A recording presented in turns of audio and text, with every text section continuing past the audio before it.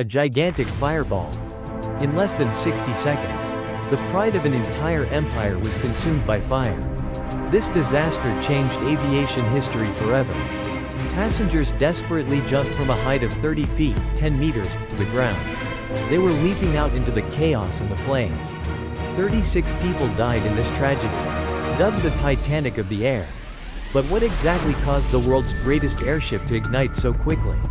Welcome to the mystery of the 1937 Hindenburg disaster. Today, we will unlock the tragedy that ended the glorious airship era. The airship LZ-129 Hindenburg represented the peak of 1937 technology. It was a proud symbol of the Nazi regime in Germany. The airship had an enormous length, reaching 245 meters, 804 feet. It was often compared to a luxurious, floating resort in the sky. Only the elite and the wealthy could afford to board. Hindenburg's mission was to be the sole passenger vehicle crossing the Atlantic. Initially, the airship was designed to safely use helium gas. However, the United States held the helium production monopoly. Fearing Germany would use it for military means, the White House refused to supply helium. This forced the Hindenburg to use highly flammable hydrogen gas. Hydrogen became the ticking time bomb that led to the catastrophe. On May 3, 1937, Hindenburg departed from Frankfurt, Germany. It carried 36 passengers and 61 crew members. After nearly 3 days of flight, the airship reached New Jersey, USA. They were required to circle and wait for a thunderstorm to pass. The delay made both the ground crew and the passengers extremely anxious. At 7:25 p.m. on May 6, 1937, the tragedy unfolded.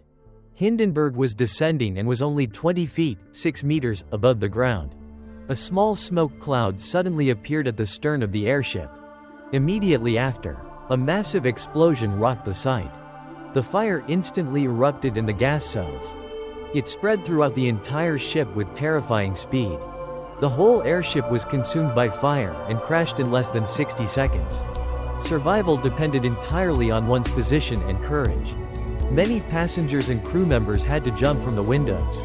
They leapt from 30 feet to find a way to escape the flames. Some were lucky and were aided by rescue workers below.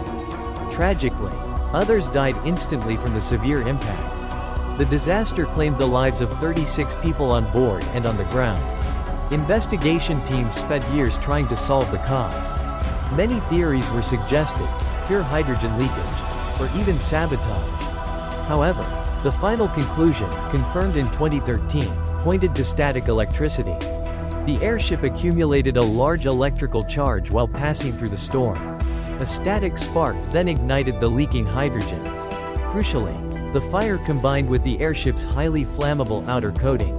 This paint contained nitrates and aluminum powder, similar to gunpowder. Just one small spark was enough to turn the Hindenburg into a blazing sphere.